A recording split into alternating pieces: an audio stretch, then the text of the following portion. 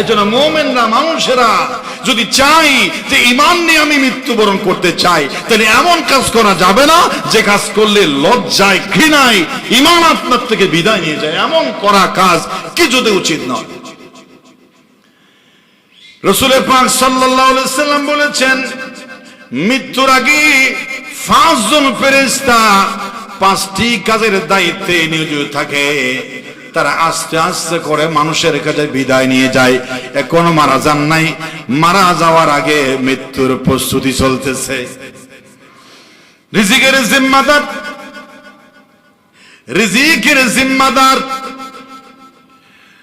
আসবে মানুষের কাছে শেষ দিনে, শেষ বিছানায় চলে এসে বলবে, ভাই আসমান জমিন পূর্ব পশ্চিম উত্তর দক্ষিণ সব জায়গায় ঘুরে ঘুরে দেখলাম, খানা পানি কোনো অভাব নাই, রিজিকের কোনো অভাব নাই, কিন্তু তোমার বরাদ্দ তোমার কাছে আনার জন্য তোমার নামের কোনো রিজিক পেলাম না।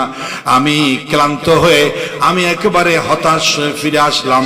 আমার কেন জানি মনে হয় ইতিপূর্বে এরকম ঘটনা ঘটেছে। আপনার নামের রিজিক না পাওয়া মানে ইতিপূর্বে আপনার অনেক ভাইয়ের রিজিক পায় নাই, কিছুক্ষণ আগে তার জান কবজ হয়েছে। আপনার নামের কোনো জিকির নাই মানে আপনার সময় আর বেশিক্ষণ নাই।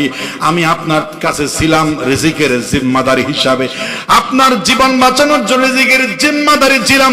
50-70 বছর আপনার কাছে ছিলাম।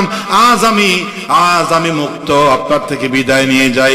কিছুক্ষণ পরে আরেকজন ফেরেশতা এসে, পানির সরবরাহের ফেরেশতা এসে বলবে, সাগর মহাসাগর পানি আছে, পৃথিবীর 4 ভাগের 3 ভাগ পানি আছে, কিন্তু আপনার বরাদ্দ কোনো পানি পেলাম না রে ভাই। ও আল্লাহর বান্দা, আমার মনে হয় আপনার রিজিকে আর কোনো পানি নাই, আমি বিদায় নিয়ে যাচ্ছি, আমাকে মাফ করে দিয়েন।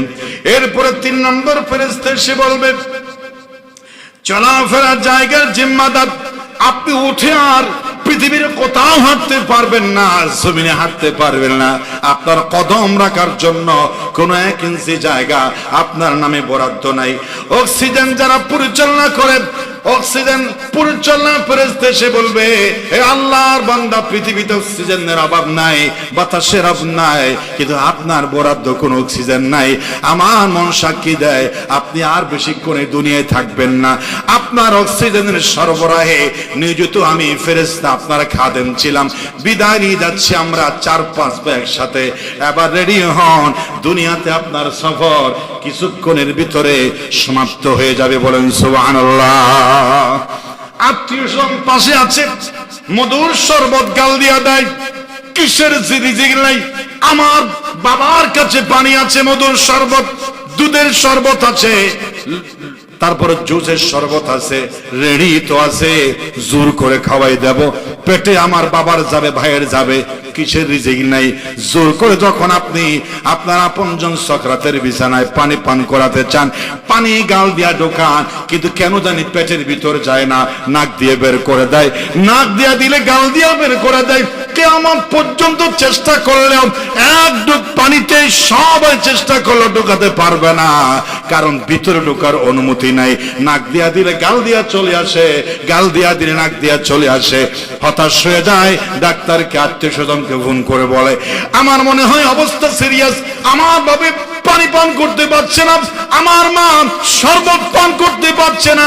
আস্তে আস্তে করে ফুটো ফুটো করে দিতে চাইলাম, কিন্তু নাক দিয়া বের হয়ে যায়। যখন যারা বুঝে তারা বলে, আল্লাহ আল্লাহ করুন, আল্লাহ আল্লাহ করুন, জিকির আজকার করুন, ওর জন্য ইস্তেগফার করুন, কালিমে তাইয়্যিবা তালকিন করুন। পেটে খাবার না যাওয়া মানে মহা বিপদের সংকেত। মনে হয় আপনার আপনজন দুনিয়ার বেশিক্ষণ থাকবে না।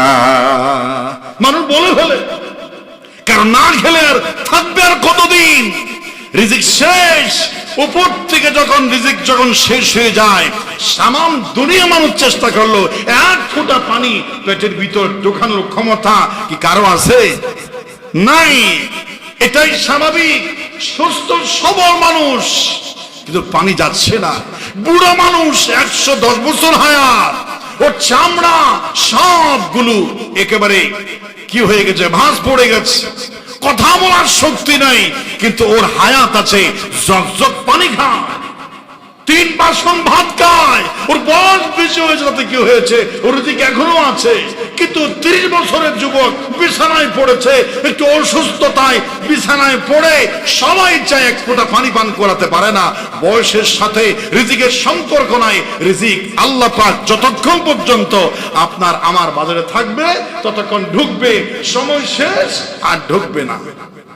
আমি আরেকবার আপনাদের বলেছিলাম, তার একটা বুঝাবার জন্য থাকে, তাহলে কেউ না পান করা, আল্লাহর পক্ষ থেকে আপনার সে রিজিক পান করে যেতে হবে।